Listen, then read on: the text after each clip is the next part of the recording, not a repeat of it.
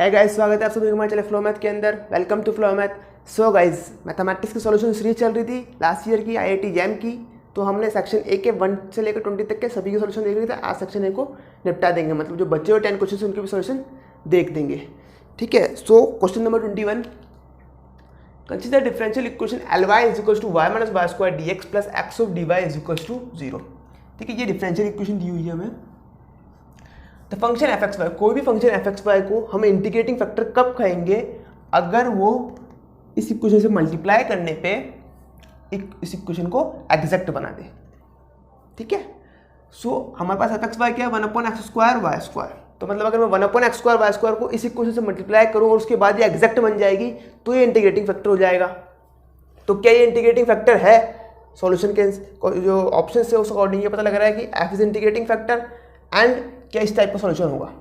ठीक है, मतलब हमें निकालना क्या है? हमें निकालना इंटीग्रेटिंग फैक्टर है या नहीं है एफ, और सेकंड थिंग इसका सॉल्यूशन क्या होगा, जनरल सॉल्यूशन किस फॉर्म का है। सो इंटीग्रेटिंग फैक्टर चेक करने के लिए एग्जैक्ट की कंडीशन चेक करनी पड़ेगी। And what is the condition of exact? Condition of exactness क्या होती है? Del m upon del y is equal to del n upon del x. मतलब m का differentiation with respect to y should be equal to n का differentiation with respect to x। Now what are m and n? ठीक है, अगर आप 1/x square y square को इससे multiply कर देते हैं plus x/x square y square d y is equal to 0। तो अब जो हमारे पास नए ये ऑब्टेन हुए हैं, ठीक है ना, इसी कंडीशन को, इसी इक्वेशन को मैं चेक करना है कि एग्जैक्ट है या नहीं है, तो इसी में कंडीशन ऑफ एग्जैक्टनेस लगाएंगे। So this is our m, मतलब जो कोफिशिएंट ऑफ एक्स होता है, और दिस इज आर एन जो कोफिशिएंट ऑफ डी वाई होगा। सो एम और एन के लिए तो del m by del y check करना है। Del m by del y should be is equal to del n by del x, right. So what is m? M is y 1/x square y minus 1/x square, right, and n is 1/x y square. So del m by del y is equal del m by del x check करना। M हमारे पास ये है, N हमारे पास ये है। सो क्या हो जाएगा? Del m by del y minus 1/x square y square and it is again minus 1/x square y square del m by del x. तो इक्वल आ रहे हैं, मतलब ये क्या है? इंटीग्रेटिंग फैक्टर है, क्योंकि इसने इस डिफरेंशियल इक्वेशन को एग्जैक्ट बना दिया, कंडीशन ऑफ एग्जैक्टनेस सेटिस्फाई हो रही है। तो हमारे पास ऑप्शन डी जो है वो कैंसिल हो गया। ठीक है, क्यों कैंसिल हो गया? क्योंकि ये बोल रहा है कि F is not an integrating factor. ठीक है, नाउ अब चेक करना है what is the general solution, किस तरह का जनरल सॉल्यूशन होगा। सो गाइस, अगर आपको ये इंस्पेक्शन मेथड से डायरेक्ट पता है कि किस तरीके से हम जनरल सॉल्यूशन चेक कर सकते हैं, तो आप डायरेक्टली उससे भी कर सकते हो। ठीक है, हमारे पास डिफरेंशियल इक्वेशन है वो क्या है? 1/x square y minus 1/x square d x plus 1/x y square d y is equal to 0। ये डिफरेंशियल इक्वेशन है हमारे पास। सो मुझे दिख रहा है ये तो प्योर एक्स के अंदर है, मतलब इसका हम डायरेक्टली इंटीग्रेशन कर सकते हैं। और 1/x square Y 1/x y square, ठीक है ना। अगर ये किस तरह का होगा? अगर ये माइनस 1/x वाई होगा तब इसका डिफरेंशिएशन होगा विद रिस्पेक्ट टू एक्स, तो ये 1/x स्क्वायर वाई बन गया होगा। और यहाँ पे भी माइनस 1/x वाई होगा और वाई के रेस्पेक्ट में डिफरेंशिएशन हुआ, इस वजह से माइनस 1/x वाई स्क्वायर बन गया होगा। So the answer should be minus 1/x y plus 2/x plus 1/x। ठीक है, हमें इंटीग्रेट कर देना है कि किसका इंटीग्रेशन ये आया होगा जब हमने x के रेस्पेक्ट में डिफरेंशिएशन किया, किसका इंटीग्रेशन ये आया होगा जब हमने y के रेस्पेक्ट में डिफरेंशिएशन किया, राइट। और ये दोनों चीज़ें सेम होनी चाहिए। So it is minus 1/x y plus 1/x, it should be equal to k। So on solving this we have minus 1 plus y is equal to k, y minus 1 is equal to kxy and y is equal to 1 plus kxy, right. है कोई इस form का? ठीक है, कोई इस form का नहीं है।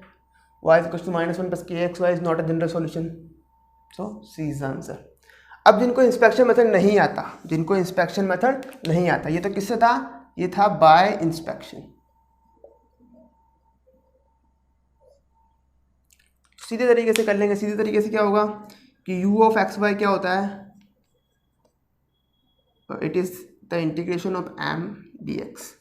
m is 1 upon x square y minus 1 upon x square d x. So इसका इंटीग्रेशन कितना हो जाएगा, minus 1 upon x y plus 1 upon x, this is u, v is n minus del m by del y and then integration with respect to del u by del y. So n is 1 upon x y square minus del u by del y. u is this, इसका differentiation with respect to y, so it will be 1 upon x y square and it is equals to 0. So v कितना आ गया, 0 आ गया। और इस तरह की form का जब भी हम डिफरेंशियल इक्वेशन सॉल्व करते हैं उसका सॉल्यूशन दिया जाता है u plus v is equals to k की फॉर्म से, means minus 1 upon x y plus 1 upon x is equals to k and this is equals to, so ये सिमिलर फॉर्म है, minus 1 upon x y plus 1 upon x equals to k. तो यहाँ से भी वही solution निकलने वाला है, y is equals to 1 plus k x y and hence c is the answer. ठीक है, क्योंकि एफ इंटीग्रेटिंग फैक्टर है और वाई जो है is not is general solution इस फॉर्म का होगा जब, क्योंकि हमारा जो जनरल सॉल्यूशन है वो किस फॉर्म का है, 1 प्लस के एक्स वाई। ठीक है guys, so next question. So question number 22 is a solution of differential equation twice of x square d2y by dx square plus 3x dy by dx minus y is equal to 0 that passes through the point 1, 1। Differential equation का क्या solution है जो 1, 1 से पास हो रहा है और इस डिफरेंशियल इक्वेशन का सॉल्यूशन है मतलब इस डिफरेंशियल इक्वेशन को सेटिस्फाई करता है। तो अगर इनमें से कोई भी सॉल्यूशन है तो वो क्या करता होगा, डिफरेंशियल इक्वेशन को सेटिस्फाई करता होगा। क्या करता होगा, डिफरेंशियल इक्वेशन को सेटिस्फाई करता होगा।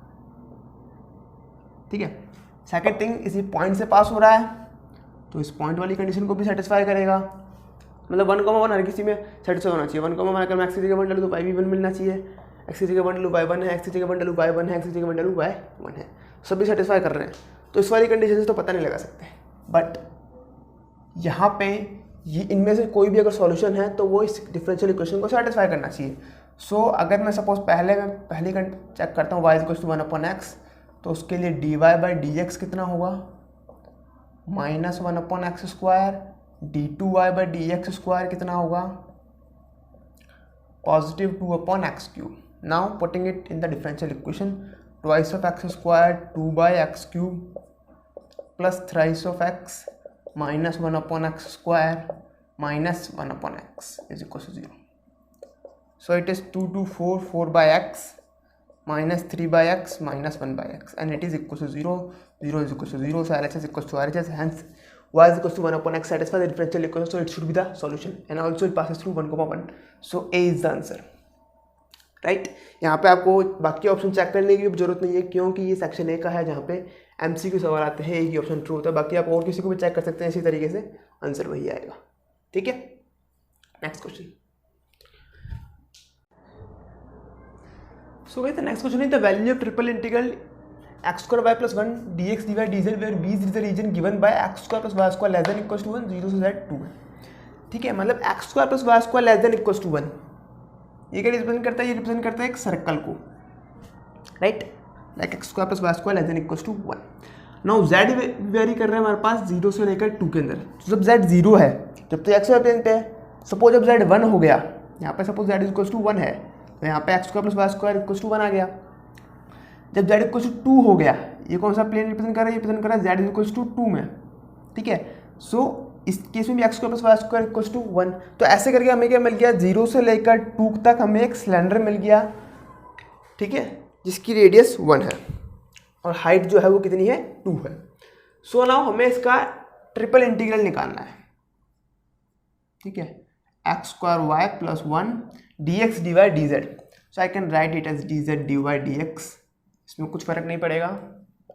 ठीक है, आपके वैसे केस आते नहीं जिसके अंदर हम बदल नहीं सकते। सो नाउ z की लिमिट क्या है, z की लिमिट है 0 से लेकर 2 तक, लगा दूं मैं। ठीक है, नाउ फिर यहाँ पे जो भी रीजन है मैं उसको r बोल देता हूँ, जो भी एक्स वाई प्लेन के लिए होगा, और dz then dy dx। So this is 0 से लेकर 2 तक है, ये 2 तक है, मतलब twice of x square y plus 1 d y d x. Now this can be converted into polar form. ये क्या है, अब हमें किसका करना है, अब हमें सर्कल का करना है। X square plus y square less than equal to 1 के लिए। तो उसके लिए आर की वैल्यू कितनी है 0 to 1 राइट, एंड थीटा की वैल्यू वेरी करेगी 0 to 2 pi. So it will be x is r cos theta, so r cube cos theta sine theta, क्योंकि y is r sine theta plus 1 and d y d x का r d theta होता है 0 से लेकर 1 तक and 0 से लेकर 2 pi तक। And we have to solve it now. So twice of 0 to 2 pi r cube का इंटीग्रेशन आर के पास 4/4 that is means cos theta sine theta by 4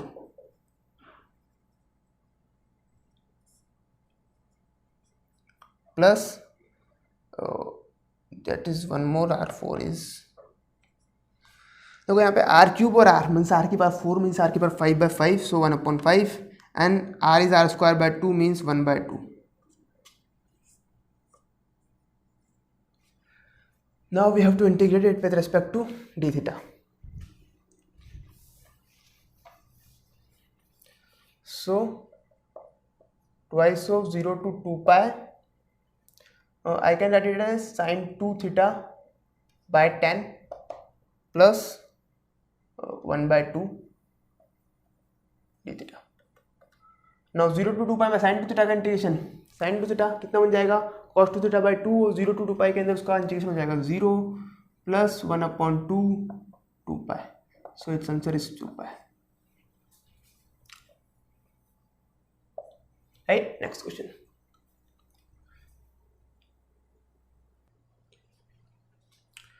The question is that as be the part of the cone z square is equals to x square plus y square between planes z equals 0 and z equals to 1, then the value of surface integral x square plus y square ds is. Now अब देखिए ये कौन है z square equals to x square plus y square between the planes z equals to 0 and z equals to 1. सो ये हमारे z equals to 1 है, z equals to 0 है, सो ये कौन यहाँ से चालू होता है, ठीक है। इसकी रेडियस बढ़ती जाती है, कौन की रेडियस बढ़ती जाती है, ठीक है, ऐसे बढ़ती जाती है और z equals to 1 पे रुक जाके रुक रहा है क्योंकि z इक्वल्स टू 1 तक ले रहे हैं हम, so x square plus y square equals to 1 पे आके रेडियस रुक जाएगी, ठीक है। नाउ हमें क्या करना है, हमें इसके बीच का सरफेस इंटीग्रल निकालना है कि इसके बीच में कितना सरफेस कवर करेगा, ठीक है, कितनी सरफेस इंटीग्रल होगी इसकी। So now that will be given by x square plus y square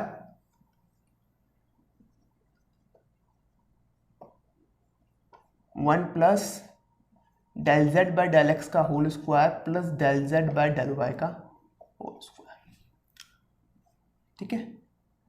and reason are क्या, जो एक्स वाई प्लेन के अंदर होगा, एक्स वाई प्लेन के अंदर इसका कितना प्रोजेक्शन आ रहा है, वो आ रहा है हमारे पास circle x square plus y square equals to 1, so it will B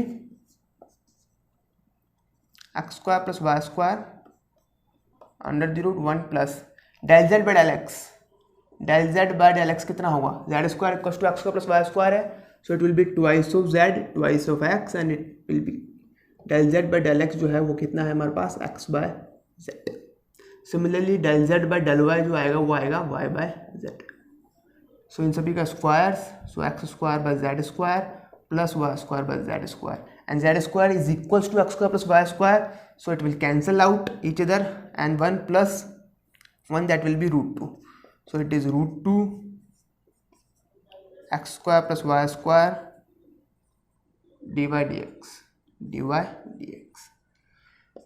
अब हम इसको पोलर फॉर्म के अंदर कन्वर्ट कर सकते हैं, हमें इस सर्कल का इंटीग्रेशन करना है इस सर्कल के ऊपर। सो 0 से r की वैल्यू 0 से लेकर 1 तक, जो हो जाएगा 0 से लेकर 2 पाई तक, थीटा की value this is r square and एक r यहाँ से आएगा, सो r क्यूब dr d theta, r cube का integration 1/4, so root 2/4 and 0 to 2 pi का 2 pi, so this is pi by root 2, hence option b is correct, ठीक है guys, easy question. Next question. So guys the question is that a vector equals to i cap plus J cap plus k cap and r vector equals to x i cap plus y j cap plus z k cap where x y z belongs to r, then इनमें से कौन सा false है, कि कौन सा false है ना कि ट्रू है, मतलब जो ऑप्शन गलत होगा वो हमारे लिए सही होगा ना। डेल ऑफ मतलब gradient of a dot r should be a, divergence of a cross r should be 0, curl of a cross r should be a and divergence of a dot r of r should be equals to 4 of a dot r. So ये क्या है, एक सीधा formula based सवाल है, हमेशा आ रहा है, 2019 में भी आया था, 2018 में भी आया था, 2017 में भी आया था। सो एक फॉर्मूला बेस्ड सवाल तो लगातार आ रहा है, ठीक है। सो वेक्टर कैलकुलस के सारे फॉर्मूलेज आपको कर लेने हैं, एक सवाल पक्का आएगा ना। ये कुछ स्टैंडर्ड रिजल्ट्स हैं, ठीक है, इनको याद कर लेना है। Universal laws you can say, ठीक है, हमेशा फॉलो करेंगे। सो अगर ये हमेशा करते हैं, सो क्या इनमें से कोई है यहाँ पे, gradient of a dot r should be zero, what was, divergence of a dot r should be zero, so divergence of a dot r should be zero, it is correct.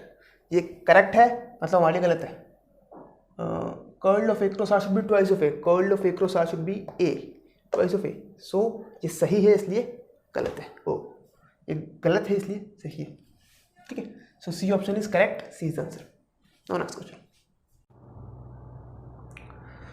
So the question is let d is equals to x y belongs to r square mod of x plus mod of y less than equals to 1। मतलब इस D के अंदर वो वाले elements आ रहे हैं जो कि सेटिस्फाई करते हैं इस वाली कंडीशन को कि mod x plus mod y less than equals to 1 हो, and f of d c r be a non constant continuous function and which of the following is true. Option generally जो contain कर रहे हैं वो क्या है कि range of f का नेचर कैसा है, वो अनबाउंडेड है, वो यूनियन ऑफ ओपन इंटरवल है, वो क्लोज इंटरवल है, range of it is a union of at least to disjoint interval. मतलब हम जो बात कर रहे हैं वो किससे बात कर रहे हैं, nature of range of F, nature of range of F कैसा है, ठीक है। तो nature of range of F किससे निकाला जाएगा, nature of domain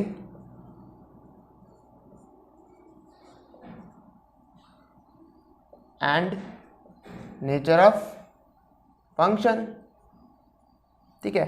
so nature of domain and nature of F. Nature of domain कैसा है, डोमेन क्या है हमारा डी। सो डी देखिए, अगर आप ये जो है mod x plus mod y less than equals to 1, so it is a close set. Close set क्यों नहीं पहचान में आ रहा, देखो जब भी बाउंड्री इंक्लूड करें ना तो हम उसको क्लोज सेट ले लेते हैं। तो लेस देन इक्वल्स टू जब इक्वल्स टू भी हो उसको हम क्लोज सेट लेंगे। So mod x plus mod y less than equals to 1 है, so close set and bounded, ठीक है। सो क्लोज एंड बाउंडेड है मतलब कैसा सेट है, कॉम्पैक्ट सेट है, ठीक है। साथ में और मैं कुछ कह सकता हूं, अगर आपको उसका फिगर पता है इजीली तो आप और ज़्यादा इजीली कर पाओगे। लाइक इसका फिगर कैसे होगा, ये 4 लाइनों से मिलके बना है, दिस इज आवर डोमेन, ठीक है। ये हमारा डोमेन है, इसके ऊपर हम फंक्शन डिफाइन कर रहे हैं। सो यहां से मैं कह सकता हूं कि ये कनेक्टेड भी है, ठीक है। सो डोमेन का नेचर क्या हुआ, डोमेन का नेचर है कॉम्पैक्ट सेट है और कनेक्टेड सेट है। अब कॉम्पैक्ट सेट है, कनेक्टेड सेट है और नेचर ऑफ एफ क्या था, कॉन्टिन्यूअस है, ठीक है। सो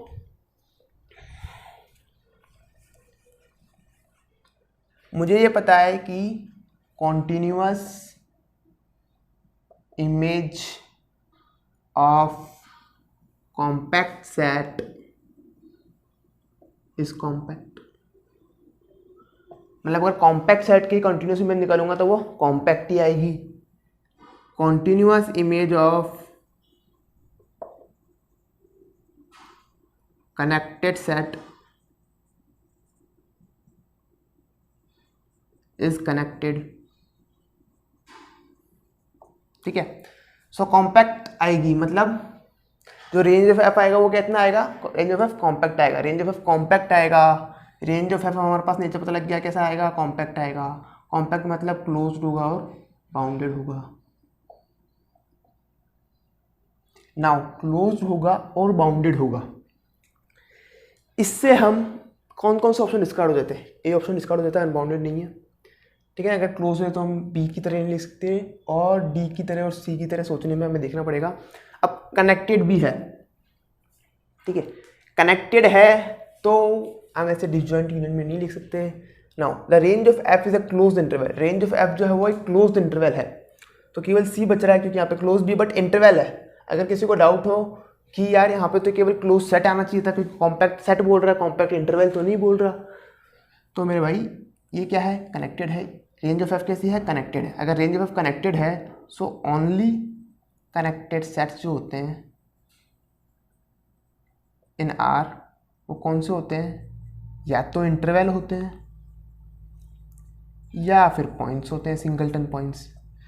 सो यहाँ पे बोल दिया फंक्शन की नॉन कांस्टेंट है, नॉन कांस्टेंट है मतलब सिंगलटन पॉइंट तो कभी रेंज ऑफ एफ नहीं आ सकता, ठीक है ना। सो इट इज़ रॉन्ग। तो बचा क्या, interval. So range of F is a close interval. ठीक है गाइज, कुछ 2-3 रिजल्ट्स यूज करके ये वाला क्वेश्चन हो रहा था। ठीक है, नेक्स्ट क्वेश्चन।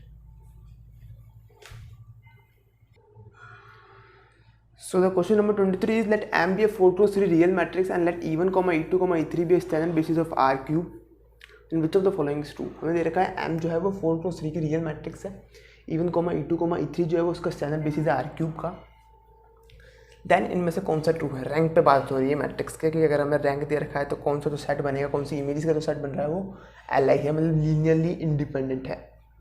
सो जब भी ऐसे दे रखा हो ना कि सपोज आपको कोई मैट्रिक्स दे रखी है, ठीक है, that is M cross N की मैट्रिक्स है, इसका ऑर्डर M क्रॉस N है, तो आप एक लीनियर ट्रांसफॉर्मेशन बना लें फ्रॉम Rn टू Rm।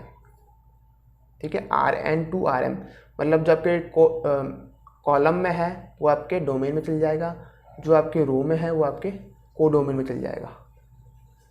ठीक है, so A is from Rn to Rm। Now यहाँ पे जो मैट्रिक्स है वो कितने ऑर्डर की है, 4x3 की ऑर्डर की है। सो जो लीनियर ट्रांसफॉर्मेशन बनेगी वो बनेगी R3 से R4 में। ठीक है, ये बनाने के बाद हम अब यूज़ ले सकते हैं सिलेबस्टर लॉ, क्योंकि सिलेबस्टर लॉ काम किस पे करता है, लीनियर ट्रांसफॉर्मेशन पे करता है। So dimension of R cube should be is equals to rank of M plus nullity of M। ठीक है, dimension of R cube is 3, rank of M हर केस के अंदर में वेरी कर रही है, उसके हिसाब से nullity of M। Now what is nullity of M? Nullity of M is वो x belonging to R cube such that M of x is equals to 0। ठीक है, M ऑफ x जो है हमारे पास वो 0 वेक्टर है हमारे पास, मतलब ये 0 वेक्टर में आप होने वाले एलिमेंट्स हैं। सो अगर इफ रैंक ऑफ M सबसे फर्स्ट ऑप्शन का अकॉर्डिंग अगर 1 होता है तो नलिटी ऑफ M कितना होगा, 2। नलिटी ऑफ M इज 2, मतलब दो यहाँ पे हमारे पास वेक्टर्स है लीनियरली इंडिपेंडेंट जो कि 0 में मैप हुए हैं। ना 2 वेक्टर्स हैं, इसके बेसिस क्या है, E1, E2, E3। ठीक है, R क्यूब के बेसिस, R क्यूब के बेसिस क्या है, E1, E2, E3। इनमें से कोई 2 LI वेक्टर्स जो हैं वो 0 में मैप हुए हैं, तो या तो E1, E2 हो गया, या E1, E3 हो गया, या E2, E3 हो गया, कोई से भी हो सकते हैं। So either M of E1, M of E2 0 है, M of E1, M of E3 जी, मतलब LD बनेगा, M of E2, M of E3 भी LD बन सकता है, कोई से भी LD बन सकता है, किन्हीं भी दो का जो कॉम्बिनेशन होगा हमेशा LD ही होगा, तो LI तो हो ही नहीं सकता ये वाला। So option A is wrong. If rank of M is 2, अगर रैंक ऑफ M कितना है हमारे पास अब 2 है, so nullity of M is 1। Nullity of M is 1, nullity of M 1 मतलब कोई से भी किसी भी एक की इमेज जो है वो 0 पे गई है, either M of E1 is equal to 0 और M of E2 is equal to 0 और M of E3 equal to 0, हमें नहीं पता किसकी गई है। सो इनमें से ये भी हो सकता है 0, ये भी हो सकता है 0, हो सकता है दोनों 0 ना हो। सो पॉसिबिलिटी है कि LI हो, बट कंफर्म तो नहीं है। सो B is wrong, again C similar, rank of M is C is wrong. Now बचा फिर D अपने आप 2 हो जाएगा, और बाकी अगर आप देखना चाहें तो यहाँ से भी देख सकते हैं कि if rank of M is equals to 3 होता है तो नलिटी ऑफ M जो हो जाता है वो हमारे पास 0 हो जाता है। ठीक है, नलिटी ऑफ M अगर 0 हो गया मतलब कोई भी वेक्टर 0 मैप ही नहीं हुआ। ठीक है, तो जो सारे के सबकी इमेजेस आ रही हैं वो LI हैं, आ रही है मतलब M ऑफ E1 और M ऑफ E3 आपस में LI होंगे। सो D ऑप्शन इज करेक्ट। ठीक है guys, so next question, let f defined on closed interval 0, 1 to R be a continuous function such that f of half is equals to minus half and fx minus fy minus of x minus y का जो mod है वो less than equal to sine of x minus y के mod के whole square से। Then 0 से 1 fx dx का integral, मतलब fx का इंटीग्रल क्या होगा 0 से 1 के बीच में। सो हमें fx पता करना है, हमें दिया हुआ क्या है कि fx minus fy minus of x minus y का जो मॉड है वो less than is equal to है sine of x minus y के मॉड के होल स्क्वायर से। ठीक है, अगर मैं x माइनस वाई से डिवाइड कर देता हूँ ठीक है, x माइनस वाई के मॉड से डिवाइड कर दिया मैंने। Now see sine x by x मुझे पता है 1 पे जाता है if x tends to 0। Suppose ये मेरा पूरा एंगल है sine z square, sine z square है, नीचे z है, सो एक जेड स्क्वायर, एक जेड और चाहिए मुझे,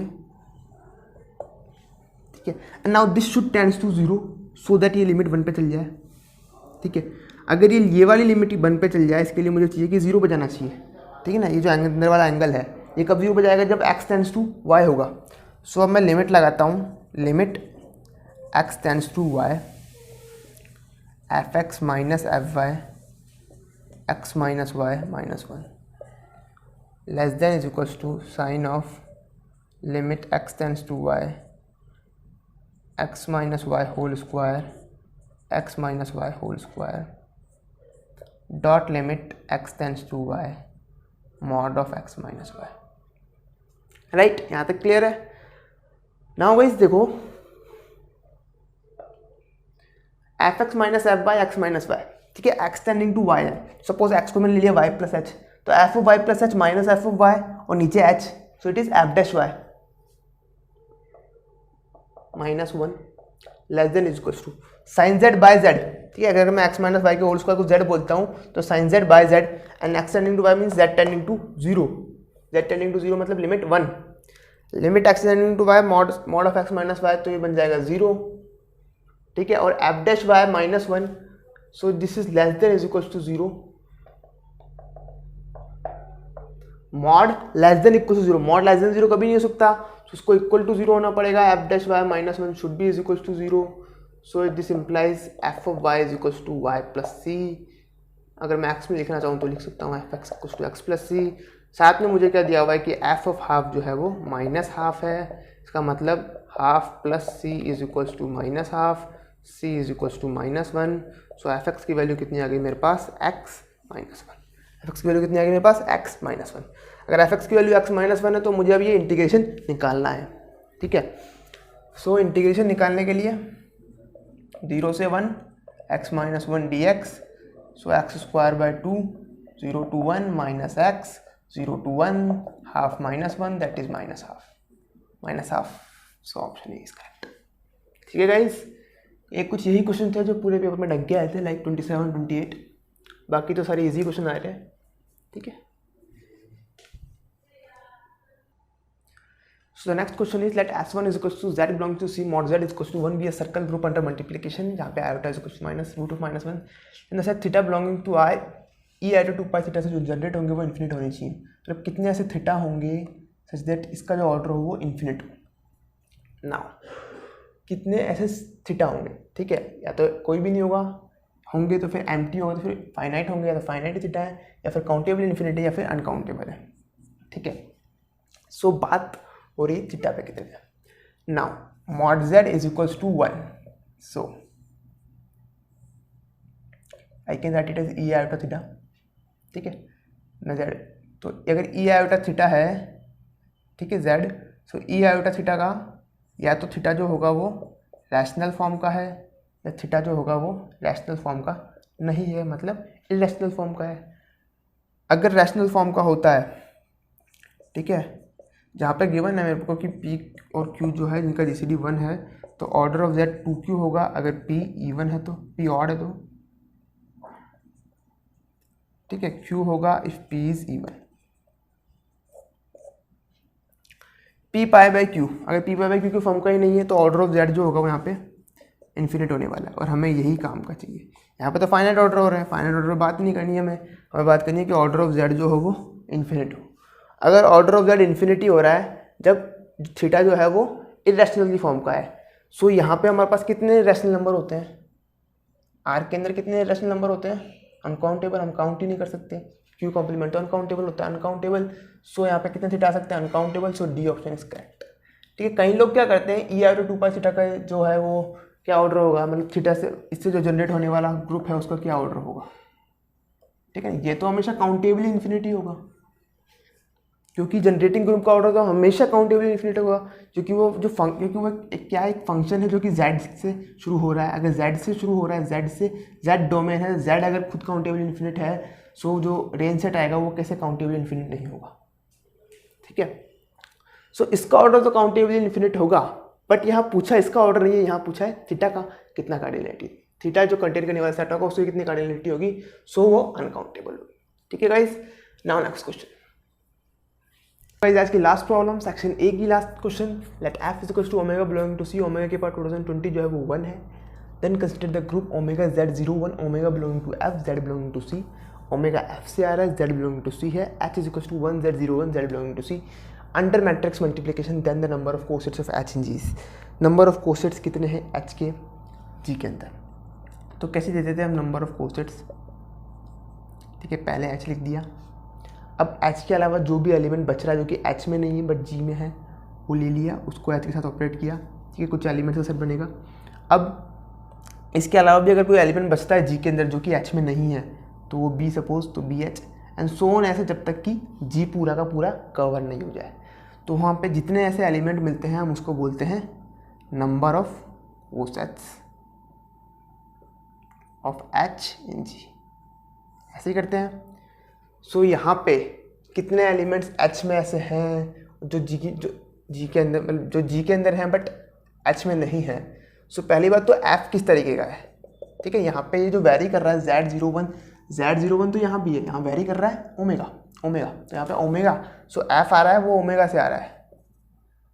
ठीक है, omega belonging to C, omega के part 2020 is equal to 1। So what is this, this is simply C2020।